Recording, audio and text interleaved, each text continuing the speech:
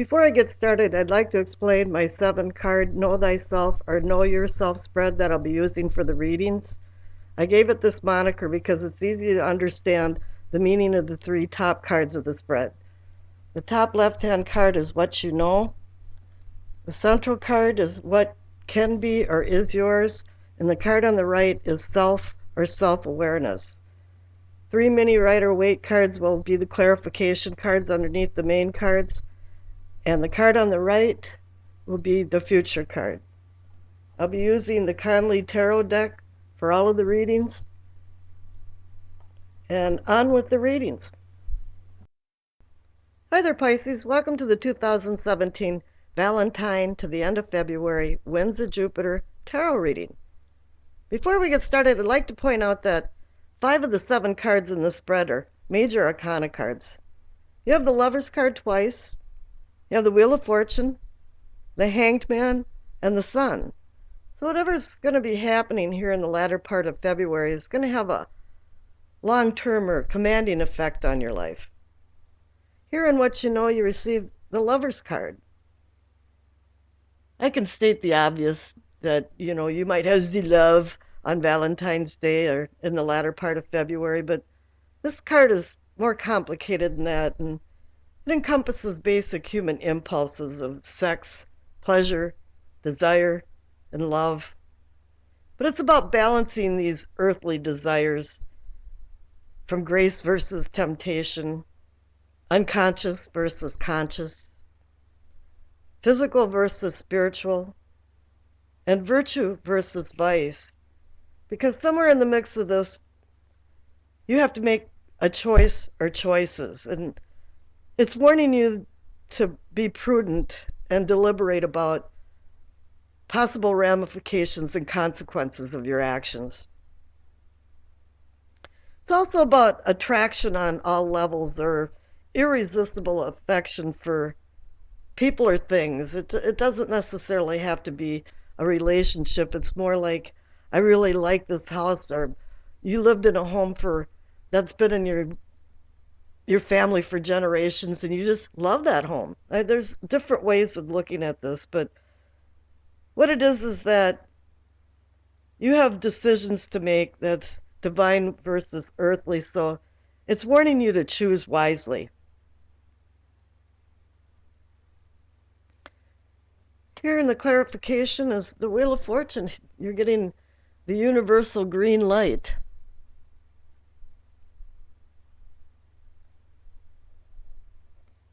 You're on the upswing in your life. The fates of fortune are on your side. Karmic justice is happening. But when I look at this card right now, I'm looking more at the center than the outside of the wheel itself. And in the center is stillness.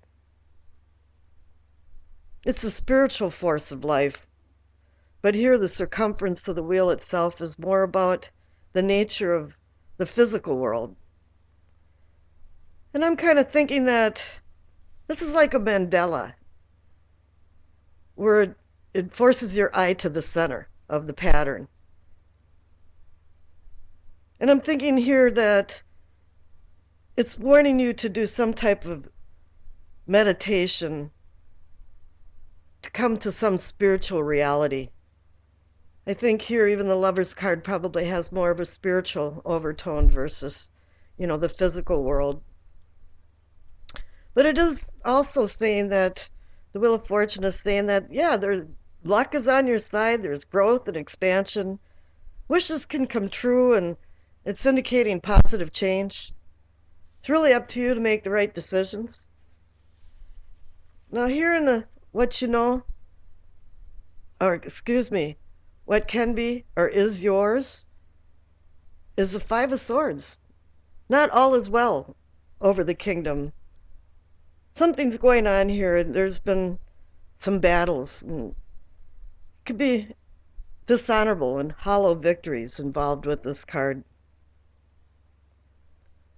There's been some aggressive struggles and combativeness. I don't know if it's you or somebody doing it to you, but there hasn't been any rules to this game.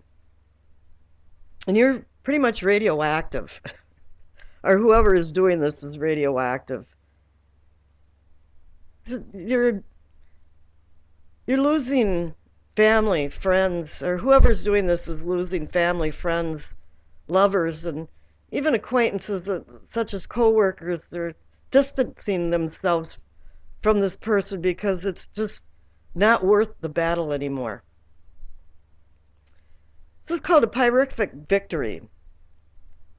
It means that the losses were too great to even fight the battle.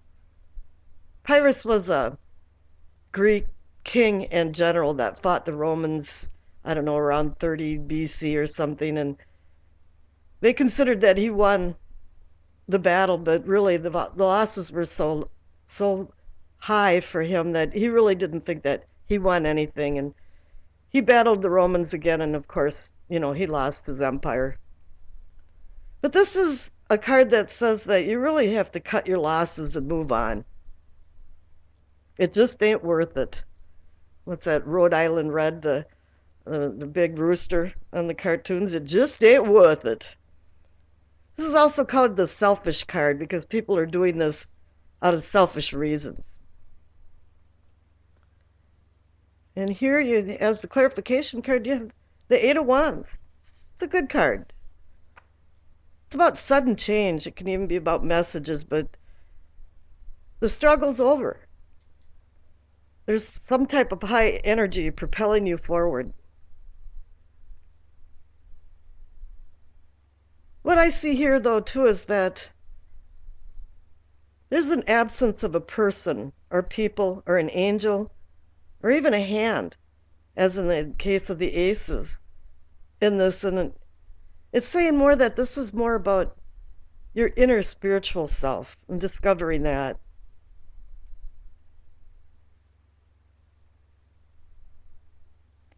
But this card can indicate that there's quick decisions to make, and here the deal is that you're not supposed to get caught up in the web of what's going on with these combats that's going on with the Five of Swords. You're supposed to find your higher self and just let it roll on. Do some natural things. Let it take its course, I think, is what I'm trying to say. But this card can also be about an affinity for properties and belongings and ideas and opportunities. It's like a lightning rod for them. And for some reason, doors are now swinging open, just as with the Wheel of Fortune. You're on the upswing. Now, here in yourself and self-awareness, you receive the Hanged Man. That's also about going into yourself, discovering your spiritual self. And it's the card for Neptune. And Neptune is the ruling planet of Pisces, so it's even saying, hey, you, look, this is what you have to do. I'd like to tell you a story about this that I believe is probably more true than not, but it's associated to the Norse god Odin. Odin's about knowledge, healing, death, war, and the runes. Supposedly he hung for 9 days from what they called the World Tree, which is called Yggdrasil, and he peered into the Well of Destiny below him, which was called Urds, and he was meditating for the mystical wisdom of the runes. They're considered secret magic letters. The rune symbols were then carved on the trunk of the tree, and the messages of the runes were then dispersed to all 9 worlds that they believed in. Here Odin conquered his struggle within. He relinquished his freedom from the outside world for stillness to acquire the runes' wisdom through a spiritual journey of death to rebirth. In reality, in the mythical story, Odin had died and did come back to life again. So the Vikings did consider this an actual rebirth.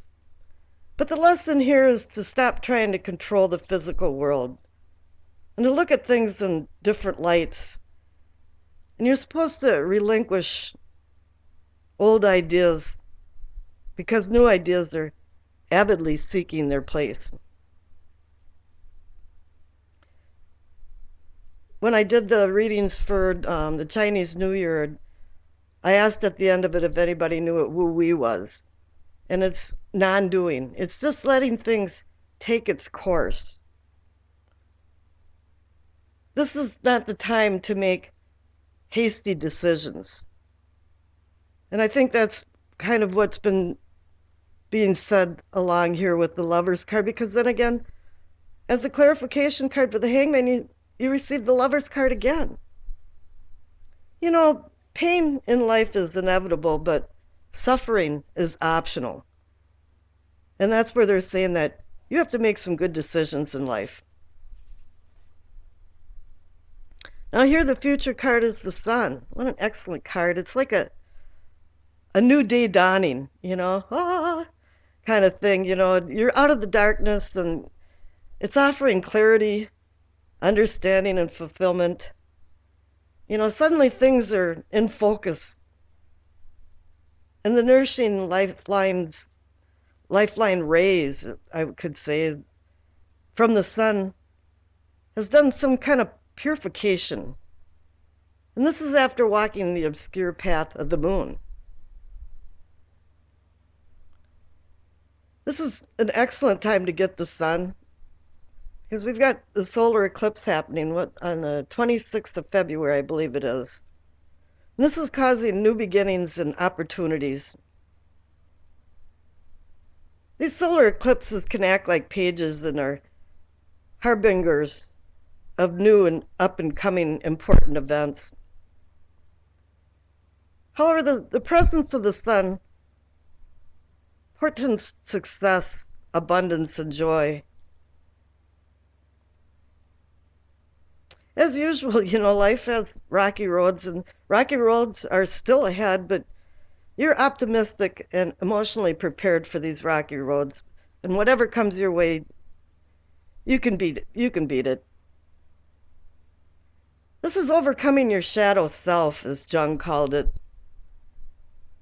meaning that your unconscious isn't talking to your conscious self. This is a spiritual enlightenment. It's an illumination, which in Latin actually means spiritual enlightenment. But you have to have simplicity in this, and it boils down to freedom of complexities and honesty, sincerity, and having a posture of some kind of unpretentiousness.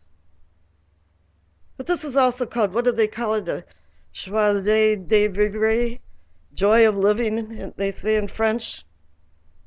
And as they say in the old horror movies, it's alive! And you too are. And you're moving forward, full speed ahead with the Eight of Wands. Well, I wish you acceptance, peace, and happiness.